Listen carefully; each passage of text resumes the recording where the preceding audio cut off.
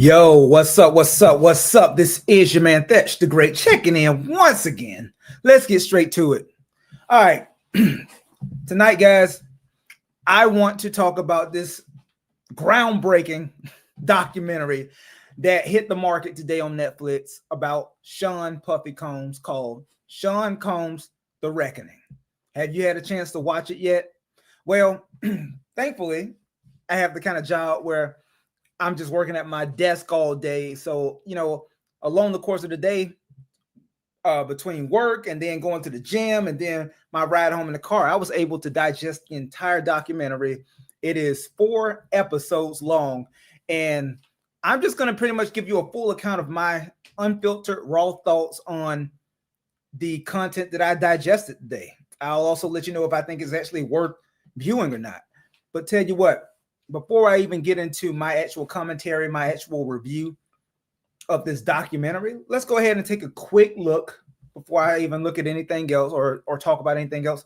I'm just going to briefly run the trailer, just in case you're unfamiliar. I'm going to run the trailer for the documentary, and then we'll get into it. We're gonna take it slow, go little piece by piece as far as everything that is covered in this documentary, and I'll let you be the judge on whether or not you're actually interested in going to view it yourself. Okay.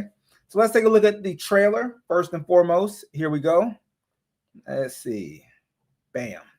All right. Sean Combs: The Reckoning. Here is the trailer.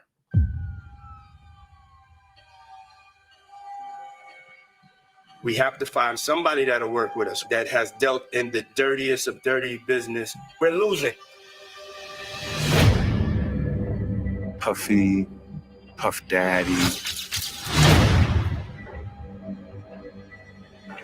Diddy, Sean Combs. All of these reincarnations, all those name changes are attached to really bad deeds. Everything in life, you're going to have people that are bad and people that are good. You have to choose your side.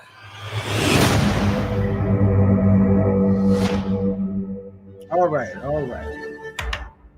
That was the trailer. Short and sweet. But let's get into the actual documentary itself, what I saw, and if it's even worth watching. Because, obviously by this point, guys, we've had a lot of different commentaries, a lot of different documentaries. There was one that was extremely well done that I watched on HBO a few months back. I believe it was actually called Surviving Diddy. The one that was on HBO Max about I don't know how long ago that was, 4 or 5 months ago. That one was extremely well done. That one was about, I want to say it was 7 or 8 episodes long. And that one was extremely fascinating to watch. And it really pulled back the layers. And it went from all the way childhood of Sean Combs all the way up to seeing as that one was made in a different time frame. That one didn't cover all of the things that transpired this year and all of that. But the new documentary, the one that just came out today, I must say, I must first give credit where credit is due. When it comes to 50 Cent, the guy who is the executive producer for this Netflix documentary, when it comes to Curtis 50 Cent Jackson, over the last 5 to 6 years, I've been overwhelmingly just kind of fed up with his childish antics and the way that he conducts himself online. And a lot of people prop him up and pretend that it's funny, all the trolling he does, but he's a grown-ass man in his 50s.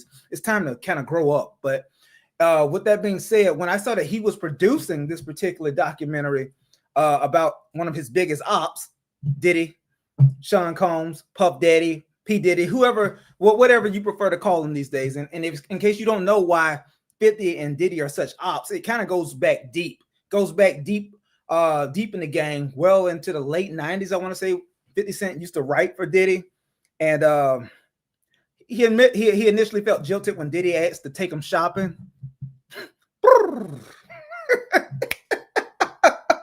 Grown-ass man asked him to take him shopping, and 50 felt away about that. And then from that point forward, their entire relationship kind of devolved. But more recently, Diddy really got under 50 Cent's skin because he slutted out his baby mama. That's right. That same baby mama that 50 Cent shares a son with. Diddy, this is public record at this point, Diddy completely slutted his BM out. So 50 Cent really feels a way about that. And in case you don't remember last year, I want to say last year, the year before, he was telling the calling her, you know, a sex worker, this, that, and the third. Anyway, when I saw that 50 Cent was behind this documentary, I immediately thought, oh man, here we go again, right? 50 Cent's going to use this as an opportunity to get some get back or get some revenge towards Diddy. He's just going to have a lot of salacious bullshit on this documentary to put Sean Combs in an extremely negative light, which honestly, I don't think he really needs much help doing. But I thought 50 was really going to take the opportunity and take advantage of this opportunity by making this an extremely salacious, outlandish hit piece on Sean Combs. But in actuality, I have to give 50 Cent credit. He did not lean too far either way. It was actually an extremely objective, well done documentary from start to finish. And I was actually surprised by, you know, the objectivity of this entire 4-piece series. It starts obviously just as the HBO documentary did, in case you didn't get a chance to look at this one yet. It starts at the childhood from Sean Combs. It talks about his childhood, how his father was apparently a pretty well-off hustler / drug dealer in Harlem, got killed, and his mama pretty much tried to frame him into kind of mimicking that lifestyle, from the way that she dressed him up and the way that she try to set him up to kind of be a little man of the house, and that relationship and that dynamic that he had with his mom, and the fact that his mom beat the shit out of him. You know, she wanted to make a man out of him. She did not want a soft son, even though she treated him like a prince and did her best to make sure that she put him in position. She also did not want a soft son. She wanted to set Sean Combs up to actually be, you know, a man, which, you know, that's that single mother struggle, right? And to this day, you got a whole lot of moms trying to raise little boys. They try their best, but at the end of the day, only a man can teach a little boy how to be a man. That's just a fact. So it starts off at childhood, and it starts talking about how even as a child, you know, certain things, because it has one of his childhood friends that they're talking to at the beginning too. Basically how they grew up in the same house. The boy's family rented the first floor of the house, and Diddy and his mom, I guess they were occupying the top floor, and him and the boy became good friends. And basically the boy was telling about how Diddy's mindset was. And from there, it kind of matriculates into his young adulthood, where they do a lot of skipping around. But, you know, the next thing they talk about is when he went to college. He left college after about a year. And as you guys know by now, probably, you know, when he left college, he started being a promoter, and then he started working for Andre Harrell at Uptown Records.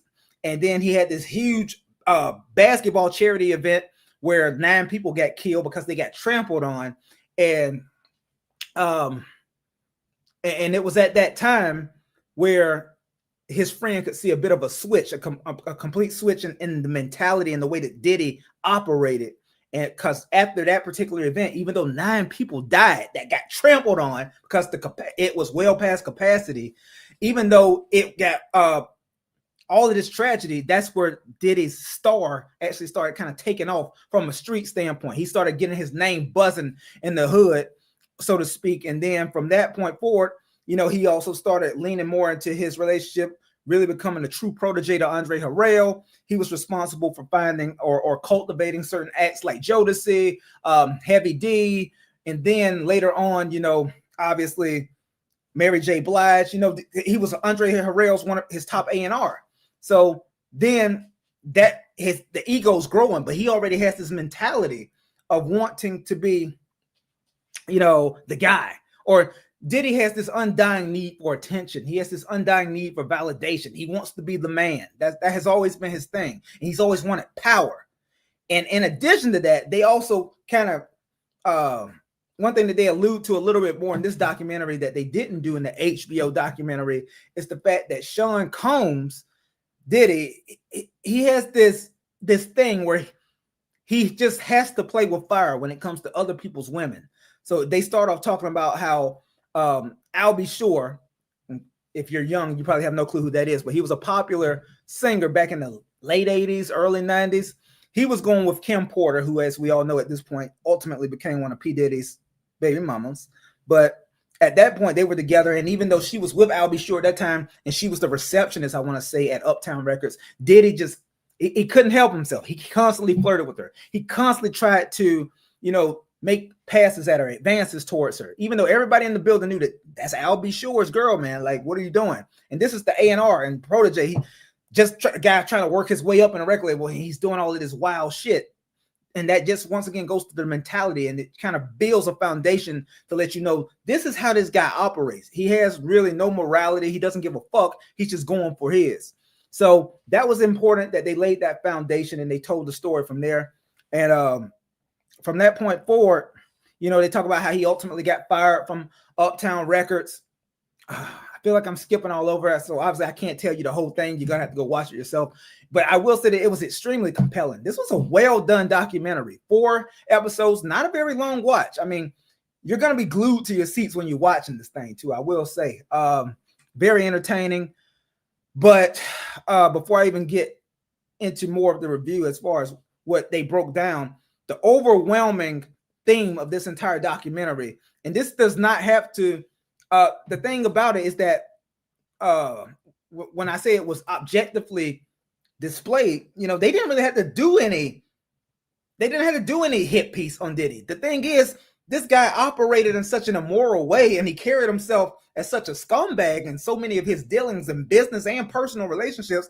You don't have to make a hit piece about Diddy. This shit just sells itself. He as a human being was just deplorable in many ways. So they didn't even have to try to make this a hit piece. 50 didn't have to try to make it a salacious hit piece towards Sean Combs, because so many of the things that he did and that so many people are giving their personal accounts of, it clearly puts him in a certain light, and it lets you know exactly what kind of human being he is and was in all of those times.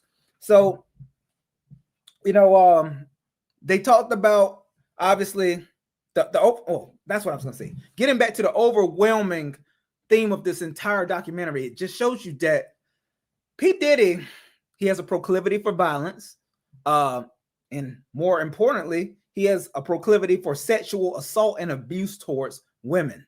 That's one thing that is just a constant here. Like, when it comes to women, not only did he objectify them, right, but he had this sickness where he just has to exert his will upon them, regardless of if they were interested or not. There was several different cases, several different accounts, several different allegations, different women saying that he raped them, did all kinds of sexual assault. It starts off with a woman, and these are women that he was operating in business with, not even like his artists, different women that he just happened to rub shoulders with along the way in his career that he ended up sexually assaulting. And that's an overwhelming theme. Another overwhelming thing as you continue to digest all of this content and material about his life is the fact that this guy he has no moral compass whatsoever. Can't stop, won't stop. That, even though that ironically was his slogan, his saying, that applied to his belief towards just doing whatever the fuck he wanted to do in life, regardless of who it hurt, who it impacted, whose life it ruined. He didn't give a fuck. That was very clear as I watched this entire documentary, man. And you know, they one thing that I'm trying to see which what new material we have, because like I said, the HBO documentary on Diddy was outstanding, but this one goes a little bit further into a few different areas that the HBO documentary did not dive into very deeply. Hold on, let me see. Let me read a few comments before I go further. I see. He said, this is from Eek41. Bro, he showed how soft his ass is. Who? Did he? Yo, my nigga, 50's getting in so fast so that nobody calls him out for being gay. 50's getting in so fast. I don't understand what you're saying. I don't understand. Call him 50 gay? All right. Jeffrey Burgess. Who says he was a human being? Well, that's the thing. Most people don't consider Diddy a human being. And that's one thing that I have to agree with. Now that I've been able to get 2 very well done documentaries where they have, that's the thing that I also appreciate about this new one, is that it's very current. Like we're going all the way up until maybe just a couple of months back when he was sentenced. So they've gotten, not only do they have new people that they've interviewed for this documentary, they've interviewed a few of the jurors as well from his most recent court his most recent case that was just deliberated on a month or two ago, and they were getting into the psychology of the jurors, asking them what kind of made them deliberate in the way that they did, what made them think that what they thought about their decision to not go for the most stiff penalty and this, that, and the third. It's extremely fascinating. It really is. Hey, what's going on? But yeah, it's really fascinating. It truly is a well done documentary. And but one thing that they also definitely drew a spotlight on is, and they provide a lot more supporting evidence, is the fact that Diddy, even though we all have heard rumors about this, they really pieced it together very well in this documentary. The fact that it was Sean Combs who put the hit on Tupac. I know this is one of those stories that we've been hypothesizing and having all of our theories about and rumors about over the last 30 years, damn near 30 years at this point. But they really placed it all together. They pieced it all together as far as how Keefe D was one of the biggest leaders of the Crips at that time. He had a lot of favor with Sean Combs. Sean Combs was extremely jealous of the relationship between Tupac and Biggie. He felt like Tupac was a threat to him due to the fact that he had such a close camaraderie with Biggie, and Diddy wanted to get between that. He did not like that. He felt like that influence that he had was being lessened and minimized by Tupac being around so much. So they said he initially set up the hit on Tupac in New York that happened at Quad Studio, as many of you know at this point. Tupac was shot 5 times, but he lived through that attack. And obviously on that fateful night in Vegas where Tupac was ultimately killed, he was killed by a Crip who was ironically the nephew of Keefe D. And Keefe D gave his full account on this documentary. Well, he was giving this account to, I suppose, the feds, but they use it in this documentary where Keefe D is giving you the entire breakdown on how much he asked Diddy to do the hit, and he never even got paid for it. That's the craziest part about it. Tupac got murked in Vegas, and the dudes who were paid to take Tupac out never even got killed. So they killed him. They killed one of the greatest artists of all time for no reason, because they didn't even get paid for their work. And they did it all because of jealousy from P. Diddy. It's crazy. But anyways, to this day, he has never been prosecuted or held accountable for that part. But it's extremely interesting. One of those things that this documentary really dove deep into, and it gives you a much more fully succinct understanding of what happened in that particular occurrence. And then it just more so gives you another clear depiction between how once Pac got killed, as we all know, Biggie got killed when they went to California. He wasn't supposed to be there, but for a day, but Diddy coerced him into staying longer. And then, the dudes kind of sat on him and they murked him. They killed him in a Suburban. And they got rare footage in this documentary that's never been seen before, where they're showing Biggie getting in the Suburban. And then literally just a few seconds later, you hear all the gunshots.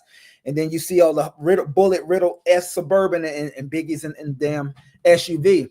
And that's all on Sean Combs for keeping him there a lot longer than he needed to be. Should have been in and out in LA and California. It was a different time. Not to say that it's not crazy nowadays as well in LA, but back then, it was crazy.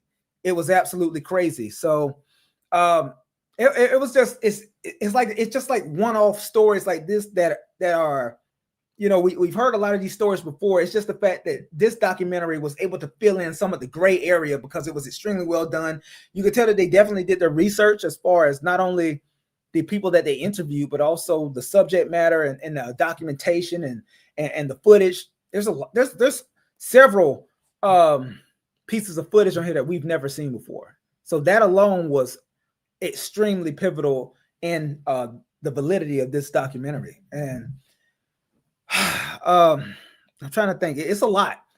So I'm not going to go down the whole list of everything that's covered in this documentary. But what I will say is that I must commend 50 Cent for keeping it, for the most part, completely objective. He didn't take advantage of the fact that he could really use it to smear Diddy even further. Because like I said, I don't even think it was any need to do that, because if you just lay out all of the facts about Sean Combs, the shit kind of paints itself. It's clear that he's an absolute piece of shit. It's very clear that Sean Combs is a immoral, just conscienceless piece of shit. That's one of those constant themes that you continue to see as they just go from one story to the next, just from the sexual assault to the overt violence to his running out and not paying his producers and all of this drugging people without their knowledge and just raping women and just there's literally incident after incident after incident. It's just disgusting. It almost leaves you feeling so dirty after watching it that you want to go and take a shower because he's such a fucking slimy piece of shit.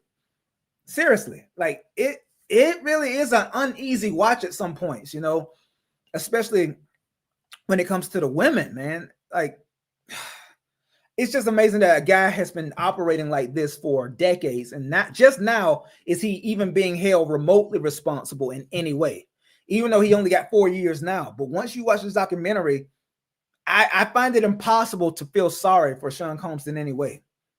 And I'm just talking objectively when we're just looking at all of the facts being laid out.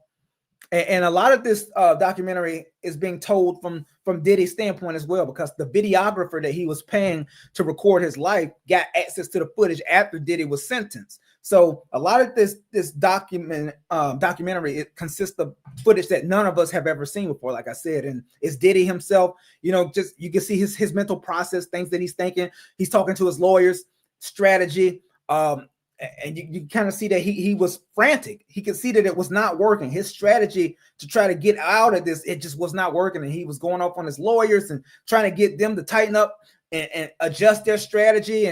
And the jurors themselves are giving you insight on what they were thinking from some of the things that they saw. And then they even brought in old boy who was the gigolo who was smashing Cassie, and he was giving his account again. You know, he's still enjoying his 15 minutes of fame because, you know, he was on, what was that, Vlad TV a few months back making his rounds. And even he was on the documentary once again, going over all of this crazy shit that was going on. But it's a very, very extremely compelling, fascinating documentary. And like I said, even if you've seen the one on HBO that was outstanding, this one absolutely gives you a lot more context to some of the more important stories. And also, once again, it gives you a very well done overview of his life and the way that this man transformed from the point of childhood to what he ultimately become, what he would ultimately become later in his life, which is just a completely immoral monster in many aspects. So I absolutely would recommend, if you have maybe, how long would it take? It would probably take about 4 hours. I want to say the episodes are an hour long a piece. If you have 3 to 4 hours to kill, I absolutely recommend checking this out. You know, this is one of those guys that is an absolute, I mean, there's no way to tell the story of hip hop without Diddy, regardless how you try to talk around it. You can't tell the story of hip hop or R&B without Diddy, because he's had that kind of impact on music. So it's once again one of those situations where, can you really separate the man from the music that he had a hand in producing and bringing to the world? It's hard, man. And what's so ironic is that I was literally just listening to Victory yesterday, and even then I'm conflicted. I'm like, man, this dude's such a piece of shit, but he was part of so many classic hits, man. It's hard, like, separating the two. But one thing that I absolutely believe is, I believe all of the victims that are present in this documentary, as well as the other one, you know, the way that they're able to give these crystal clear accounts, even to this day, of every single detail. These people are not lying. They're not lying on him at all, man. And it's just such a disgusting, pathetic way of living that he was conducting himself in for the longest, man. It's just crazy. Just crazy. And I didn't even expect to watch this, might I say. I wanted to also say, I didn't expect to watch this.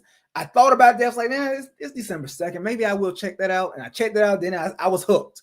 And I promise you, once you push play, you will be hooked as well. You will watch the entire 4 episodes and it will breeze right by. But that's just my brief review.